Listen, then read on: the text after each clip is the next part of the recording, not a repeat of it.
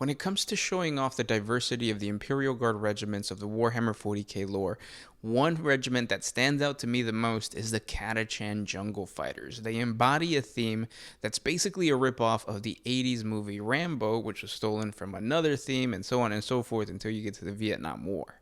But what's awesome about the Catachan Jungle Fighters is that within the lore, some of the most badass characters come from this specific regiment, and there's a reason for that. So before we get into why Catachan Jungle Fighters are so amazing, I want to go over some of the best warriors within this regiment. Gunnery Sergeant Harker is one of the most renowned warriors of the Catachan Jungle Fighters. Nicknamed Stone Tooth, it was outlandishly claimed that this tough bastard enjoyed chewing on shards of glass instead of tobacco. For those that actually share Harker's lineage, they understand that the nickname actually comes from a voracious predator native to Catachan. While these rumors might be slightly exaggerated, Stone Tooth's comrades have witnessed him easily shrug off blade cuts and gunshot wounds that would easily kill another man. For Harker, the fear of death is a concern for weaker soldiers and has no time to contemplate pain or even bleeding. Sergeant Harker is a giant of a man for an Astartes, even by Catachan standards. His gigantic frame is covered with slabs of muscle and sinew.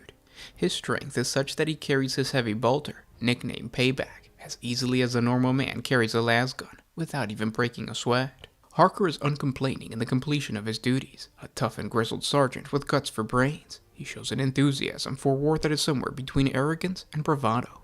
It would be inaccurate to say that he possesses no tactical acumen, for when it comes to war, Stone Tooth is an expert. But when given the choice between fighting and thinking his way out of a tight spot, Harker reaches for payback every time. Stone Tooth has done it all, from rescue missions to assassinations, from reconnaissance to demolition. Harker will get the job done. He leads a squad of Catachan Devils. These are exceptional warriors, even by the exacting standards of their birth world. Comprised of the regiment's bravest veterans, Harker's team takes the fight directly to the enemy. They were created to make long-range penetration raids deep behind enemy lines, and when the enemy is engaged, they bear the brunt of the bloody combat. Exaggerated stories of inhuman heroics circulate constantly amongst the soldiers of the Astra Militarum. While dug into their foxholes waiting to face inevitable horrors, these tales often keep the fear at bay. Though few stories can be substantiated, those told about Gunnery Sergeant Harker are generally believed. One of the most famous is how this gargantuan trooper came to possess the heavy bolter he carries into battle, and how it earned its name. When he was a new recruit, so the story goes, Harker's platoon was sent to eradicate a roving greenskin warband in the tangled barrens of Uro Ogryn. Only a handful of orcs had been spotted on the Death World, so reconnaissance and aerial support were deemed unnecessary. What Harker's platoon encountered was not a ragtag band of savages, but a hardened cadre of blood-axe warriors. The ambush launched by the orcs was as brutal as it was unexpected, and soon Harker was the only guardsman remaining. To make matters worse, his last gun's energy cells were fried from overuse, so he reached into the flames where a heavy weapons team had been immolated and retrieved the fallen comrade's heavy bolter. The towering Catachan then trained the massive gun on the remaining greenskins and unleashed vengeful retribution. Since that day, Payback has been massacring Harker's enemies throughout the galaxy. The most famous example of Harker's bravery occurred during the battle against the Tyranids on the Twilight World of Jorn V, where his squad was assaulted by a pack of Raveners bursting from beneath the planet's black soil. Within seconds, his ammunition loader was torn apart by monstrous claws, while the rest of his squad was trying their best to stay alive. Without a gun, Harker leapt upon the closest beast without pause, and wrapped his massive biceps around the alien's throat. The Ravener tried its best to buck him off, but Harker's grip would not loosen. Harker squeezed until with an audible crack, the creature's neck was shattered, and its serpentine body finally lay still. Harker then removed his heavy bolter from his tripod stand and opened fire on the remaining Tyranids. Each organism burst apart as the explosive bolts did their work. His dead comrades avenged, Harker dusted himself off, slung a belt of ammunition over each shoulder, and slacked off to find the rest of his company, Payback tracking back and forth like a hound searching for its prey. Currently, Harker serves in Colonel Ironhand Strachan's 2nd Regiment of Catachan Jungle Fighters, the equally renowned Green Vipers, who have a reputation for getting the job done, whatever the odds against them. Stone Tooth is the most senior sergeant of the regiment, and leads his hand-picked team of veterans with the patience and cunning of the most dangerous of predators. In addition to being a squad leader, Harker can be seen as a heavy weapon specialist, wielding his trusty heavy bolter. Norc Dead Dog was a legendary Ogryn soldier that served in the 2nd Catachan Jungle Fighter Regiment under the famed Colonel Grice. This massive abhuman was selected by the Schola Progenium to serve in the Astra Militarum due to his ability to write his own name, count to 4, and even speak fluently and understand orders without hesitation or difficulty. These were all rare milestones in Ogryn development, as the majority of Ogryns would find these tasks very difficult, if not impossible. He was taken out of the normal stream of Imperial Guard warfare and underwent biochemical neural enhancements similar to those of the creation of boneheads, as well as extensive martial training. Norc was then assigned to be the bodyguard of Colonel Grice.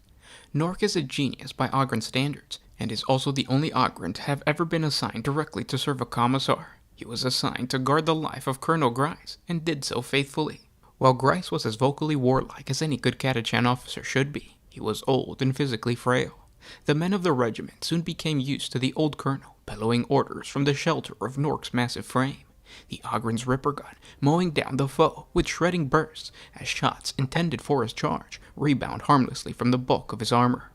The sight of the colonel and his Ogryn bodyguard became a familiar one during the 2nd Catachan's 4-year-long campaign on Balor. The bone-thin colonel bawling out his orders while shells burst around him and bullets sometimes even ricocheted off Norc's dense skull.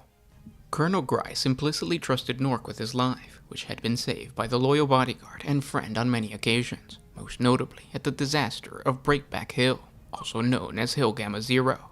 Dead Dog's reputation was cemented when he carried the badly wounded Grice to safety through hostile territory, dragging the wreckage of the colonel's Chimera behind him for cover the entire way, while being shot at by thousands of enemy troops and seemingly feeling no pain. Since that bloody conflict, Norc's skills as a bodyguard have been in great demand. His loyalty is beyond question, and the hulking Ogryn would rather sustain terrible wounds than permit a single scratch upon his master.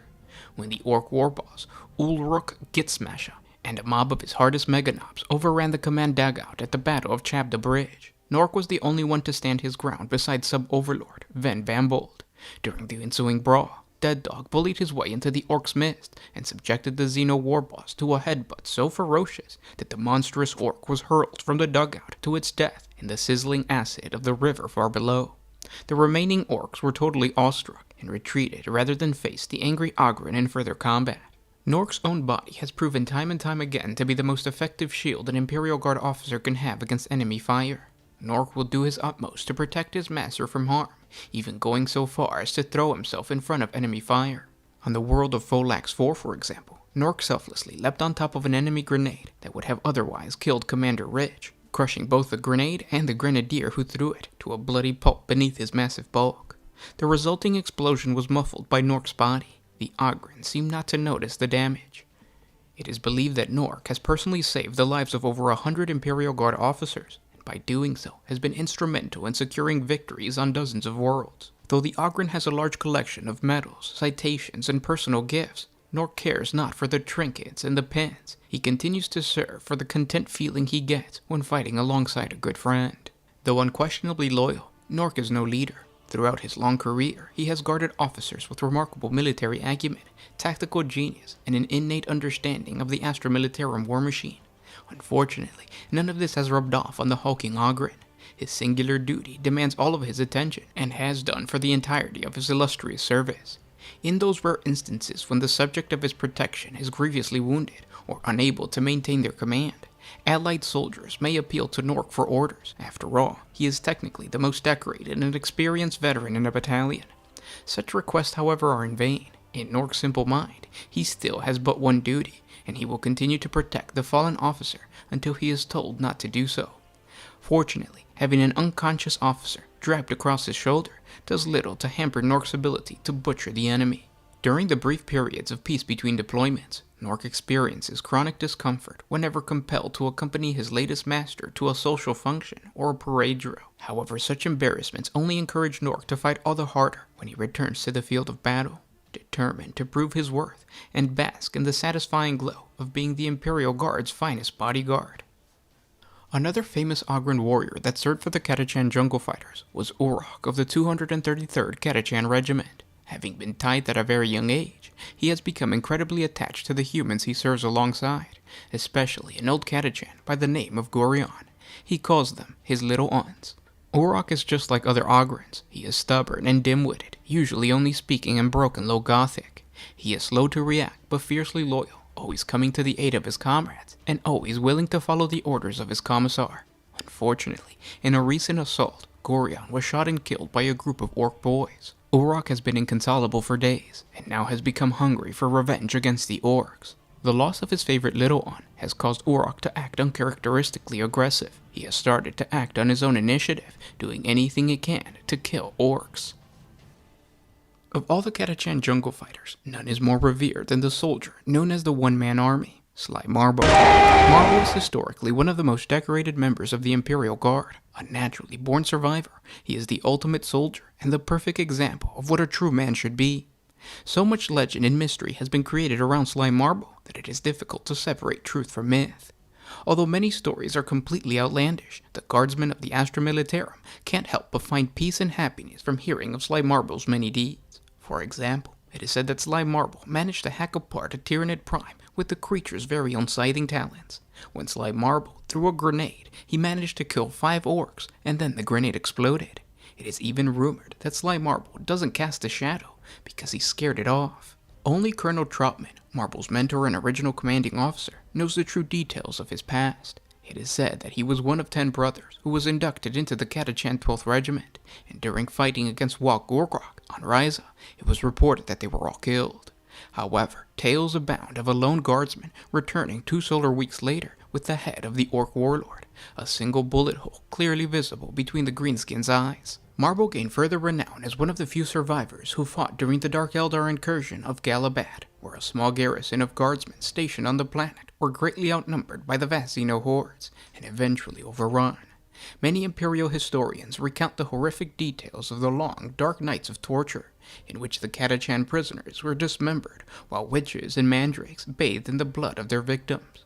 It was Colonel Trotman who led the rescue force that eventually found Sly Marbo, standing alone and armed only with a knife, covered from head to toe with alien blood. Marbo was surrounded by destroyed vehicles, piles of alien bodies, and the head of the Dark Eldar Archon impaled on a spike behind him. The myth of Guardsman Marbo had become legendary amongst the Catachan jungle fighters, although their tradition of exaggerating is equally well known. On Pardis, it is said that Marbo destroyed an enemy armored convoy by booby-trapping the entire ravine, while on Sask's world, he captured Command Post 420 single-handedly, slaying an alien leader and all of its tentacled bodyguards with his bare hands, and it is said that later with a ration tin. If half the stories of Marbo's exploits were true, then he would have a collection of medals that would rival that of an Imperial War Master, though he is known to have been awarded the Star of Terra, the highest Imperial award for valor, multiple times for his legendary exploits. Whatever the truth, it is without a doubt that Marbo is a man who has been through hell and back too many times to remain completely sane. The blood and death he has witnessed has warped Marbo to the point where he can only function with a blade in his hand. His eyes are empty when he isn't stalking the foe, his actions lackluster unless he is carving his name into an enemy's chest. Guardsman Marbo is a loner who sticks to the darkness at all times, even when he is receiving his orders at a friendly outpost. Few have seen his face, and none have heard him speak. He is utterly silent and acknowledges orders with but a slight nod before vanishing once more to find the enemy.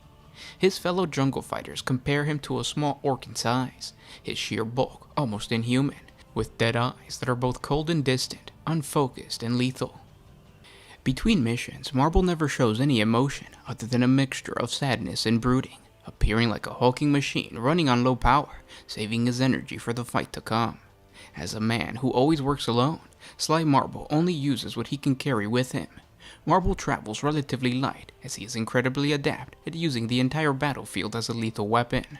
Marbo doesn't rely on the relics and gadgets of the dark age of technology to get the job done, as he has eliminated many targets with just a Ripper pistol and Venom Blade and his bare hands. Marbo is a patient hunter. He waits in ambush until his quarry is in sight, before killing it with contemptuous ease. He is a master at blending into his surroundings and covering any trace of his whereabouts so that the enemy has no idea from where the attack is coming. Having slit the throat of his foe, he melts back into the shadows and stealthily moves to another vantage point. In this way, he throws the enemy army into utter disarray as they frantically try to locate the killer in their midst. In some cases, Marbo's actions are not even initially noticed, that is until entire patrols go missing, supply depots are destroyed, or command bunkers are discovered filled with corpses. In battle, it is said that fighting Marbo is like fighting a shadow. Enemy commanders have sworn that such attacks cannot be a result of a single man, and that an entire army must have ambushed them. His skills are such that it is said that during the Octavius War, Marbo hunted the Tyranid lictors for sport. If this is true, Marbo gives no sign. He simply stares vacantly into space until given the next assignment by his superiors. Marbo's fellow jungle fighters are well aware of his superlative skills at stealth and ambush, and know that if Sly Marbo doesn't want to be seen or heard, he won't be, sometimes not even by those who know he's around. There are times when Marbo will track a group of jungle fighters and aid them in a critical juncture. Having the legendary Sly Marbo watching their back is considered an honor by those he chooses to follow. So now that we have a canon understanding of how badass Catachan jungle fighters truly are, let's explore why these warriors are so badass. And it all comes down to the fact that they live on Catachan. Not an easy task. Located in the Ultima Segmentum, Catachan is the most infamous Imperial death world in the galaxy. The planet is covered in a worldwide dense jungle, and its entire ecosystem seems consciously hostile to all foreign life. This deadly planet was colonized during the Dark Age of technology, long before the Imperium of Man was established. The very first colonists were deceived by the planet's calm green appearance. The probed readings showed a world rich in biological resources. Unfortunately, the first colony ship crash-landed on the planet, and all rescue attempts proved to be unsuccessful, as ship after ship was dragged down to the green planet's surface. Trapped with no way to escape, the colonists began to establish their base. They quickly discovered themselves to have arrived on one of the harshest and most dangerous planetary ecosystems in the galaxy. Each and every element of the native flora and fauna of the planet presented a real danger to the colonists.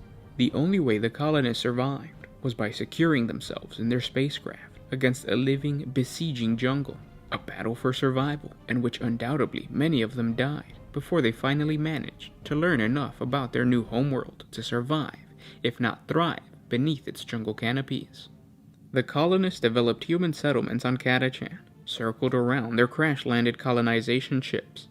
They learned to defend these fortresses by clearing out the surrounding area and creating a vast plain, which provided an improved line of fire.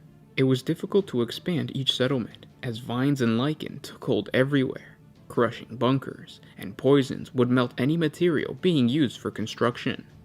Even now, buildings must constantly be rebuilt, for it seems that wherever the people of Catachan build structures, the jungle redoubles its effort to destroy them. Early colonists also experienced the harsh nature of the planet's native wildlife, which would grow large enough to push the humans out of their fortresses, leaving no other choice than to create a new settlement elsewhere, where the process would inevitably repeat itself, meaning that no human settlement on Catachan would ever truly be permanent. This constant nomadic jungle fighting bred extreme survival skills in the planet's inhabitants.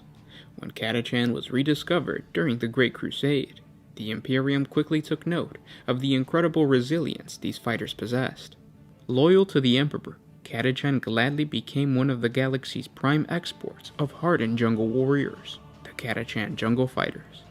Unlike other regiments who are trained to be Imperial Guardsmen, these soldiers prove their worth simply by surviving on their death world. 50% of the planet's human population does not survive infancy, and 50% of the remainder does not live past the age of 10 solar years. This is due to the countless animals and plants of Catachan that have evolved potent biological attack and defense mechanisms against other life forms, particularly humans. The Catachan mantrap is a plant which, while having a similar name to another notable Catachan flora, the Venus mantrap, it uses a much more aggressive hunting technique. It can move its leaves around, actively searching out prey and clamping its jaw-like leaves around its victim. Once trapped, it is almost impossible to break free from the powerful bite of a Catachan mantrap. Only by severing the plant's leaves from its vine can the victim loosen the bite and wiggle out of the trap. This is if he hasn't been bitten again by another one of the plant's wandering jaw-like leaves. The inhabitants of Catachan have learned that agility and quick thinking is really the only way to escape this trap. That and a good flamer. The sucker tree is a plant that is fairly harmless looking to the untrained eye. It is simply a fungal growth on top of a seemingly normal trunk.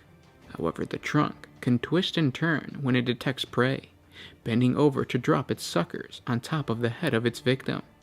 It quickly drains them of their life fluid and then flings the corpse away to ensure that future victims are not made suspicious by a pile of bodies. The spitting cactus is a deadly form of jungle cacti that is able to fire toxin-coated spines directly at nearby prey.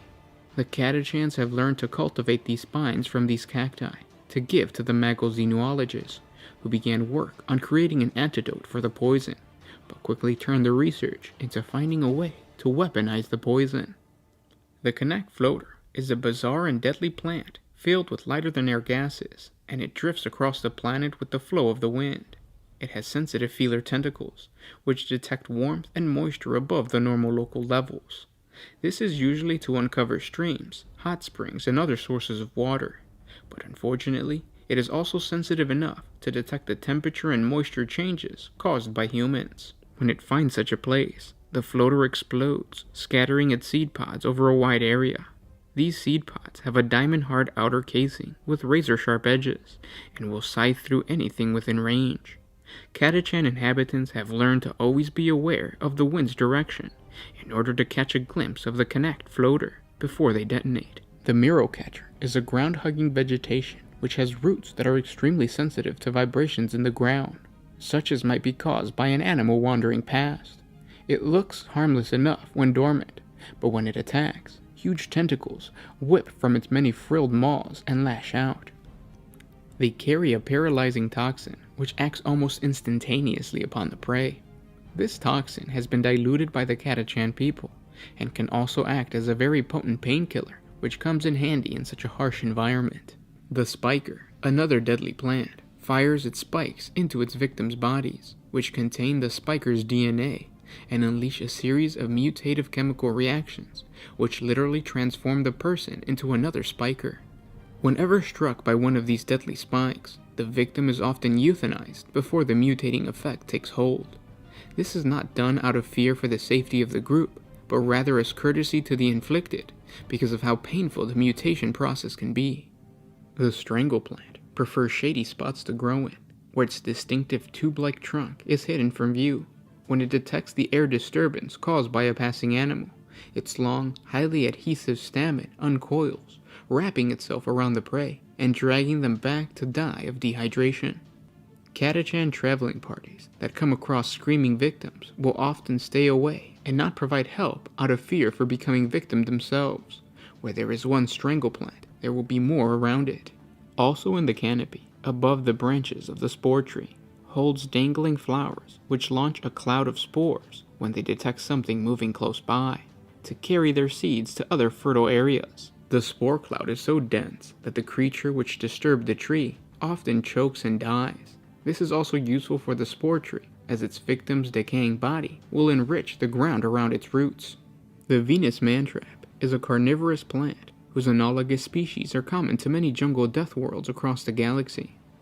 It resembles the Terran Venus flytrap, for which it is named, but is far larger, and unlike the flytrap, it is not stationary, but is able to move its leaves to attack and consume its prey.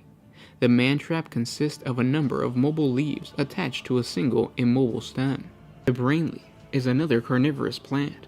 It is a small tree, not particularly conspicuous on Catachan, but is able to attach its tendrils to the spine and brain of any animal, taking control over their body.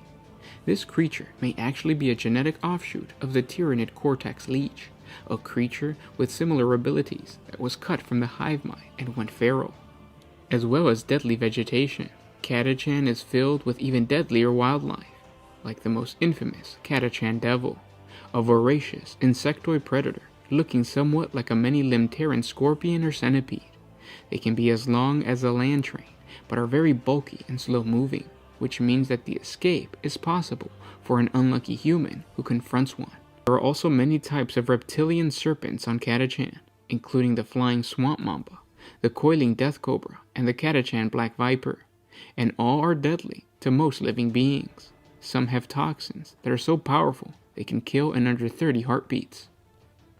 The barking toad, although appearing benign and harmless, are literally volatile creatures. The creature is easily startled, and anything it finds threatening is liable to cause it to explode in a cloud of toxins, which kills anything within a wide area, including the barking toad itself. The barking toad toxin is virulent enough that even respirators and sealed suits, such as power armor, offer no protection, and no other known substance can halt its destruction. They are known as the most toxic creatures in the galaxy. Catachans are named on the account that they always attack their prey's feet or soles first. One bite from this insect will put a full-grown man into the infirmary for a month. 2 bites will give them around a day to find treatment before dying, and 3 will simply kill them outright. Vein worms secrete an ooze that numb their prey when they bite, so that they cannot feel a thing. The worms then dig their way into the prey's skin and into the bloodstream to lay their eggs. The eggs will spread all around the host's body, and when the larvae hatch, they will eat their way through the host's brain, heart, and bones. There is no known cure for vein worm once they have entered the bloodstream. Drake bats are Ogryn-sized, winged pseudo-reptiles that lurk amongst the upper canopies of the equatorial jungles of Catachan, descending from the treetops to ambush and devour unsuspecting prey. To kill a drake bat at a young age is a sign that the adolescent will grow to be a strong warrior. The threat of disease is also a constant hazard on Catachan, as there are many varieties of poxes and fevers that can kill a man within a few solar hours, due to the world's fertility microbiosphere. Many of the plant's native insects also carry virulent diseases on top of being poisonous, meaning that a single bite can be lethal in more than one way. The world does not just breed diseases in its fauna. Most of the more virulent microbes cannot be seen at all, floating through the air until they find a host and enter their bloodstream. There are lethal swamps where a single breath of the fog will burn an intruder's lungs out, causing a long and agonizing death. Even the water itself on Catachan can prove fatal to drink as diseases and poisons flow through it. Foot rot can occur after just a few solar weeks within the jungle, where the rotten feet will detach from the host's legs, producing a vomit-inducing stench. As such, many Catachans consider disease to be a greater enemy than any beast or man-eating plant. There is a constant evolutionary battle on Catachan, as the human population constantly adapts to the horrible diseases. Those young adults that made it through their childhood alive have tougher immune systems than the typical Imperial citizens because of it. But it's never long before a new strand of a disease or bacteria adapts alongside the human immune system, creating an even deadlier disease. Because of this, many genitors have been drawn to Catachan for the simple purpose of studying the incredible resilient human stock. But most attempts have resulted in failure, as those same genitors succumb to the diseases they are attempting to study. The Catachan population must always be cleansed and inspected before leaving the planet. Fear of an unstoppable virus or disease born on Catachan and spreading throughout the Imperium is a realistic catastrophe, until every precaution to prevent this from occurring has been taken. What this means for the Catachan population is that not only are they stranded on their birth planet because of an environmental condition, but unless being recruited to serve in the Imperial Guard, they are prisoners in their own home. Rumors have begun to spread on the existence of Nurgle cults within the Catachan population. As death and disease runs rampant throughout the people of Catachan, many outside the Death World have speculated that the survival of its people is due to the chaotic gifts of Grandfather Nurgle. This could not be further from the truth, as Catachan has proven itself pure of chaos taint time and time again. Most recently, after the formation of the Great Rift following the fall of Cadia. Catachan was caught within the malignant Warp Rift and exposed to a massive demonic invasion. However, when Guilliman's Indominus Crusade arrived on Catachan, its Astartes found that the local Catachan regiments had already dealt with a threat on their own. The people of Catachan do not fear death like the rest of the Imperium, making the promises of eternal life offered by Nurgle less tempting. Overcoming their demise through their own wit and strength is ingrained in every inhabitant of Catachan. Their secret is the anticipation of danger. In this way, they are prepared for whatever threat presents itself. Constant vigil over an environment that would kill in the blink of an eye is necessary, and the Catachan have become experts at staying ahead of their predators. Children are educated from the moment they are born on recognizing the different perils that are present all around them. Plant and wildlife are memorized and the young Catachan are taught to always have an exit strategy. The best way to defend oneself from the planet is to kill it before it can kill you. Catachan are taught that if it moves, it must be burned. Flamers are the cornerstone of survival for the Catachan. Children are taught to build a fire before they are taught to read or write. Those Catachan, lucky enough to grow older, learn how to use the environment against itself. For example, a Catachan knows how to lure a drake bat into the sticky reach of a sucker tree. This valuable skill becomes a necessity for any citizen that wishes to live a long life on this planet. Travel into the jungle of this death world is inevitable, as fortresses become besieged and their inhabitants forced to migrate to safer locations. Catachan know that traveling in large groups is dangerous, but to travel on their own is a death sentence. This is why the Catachan people form strong bonds with their fellow man. There is very little warfare, if any at all, amongst the Catachan tribes.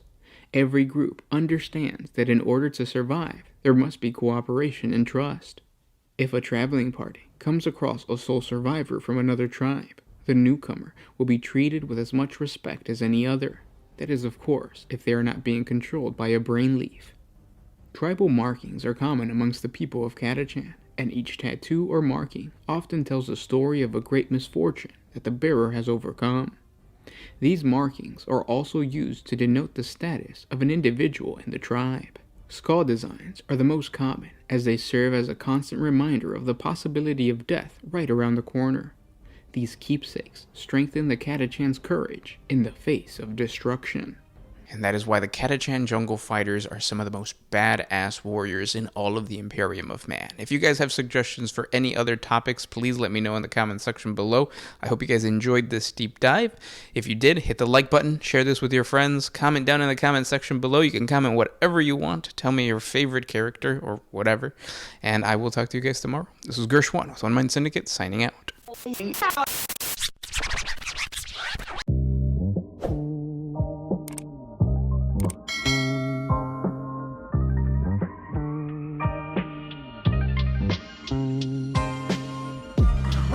Always used to put my freedom first in any situation.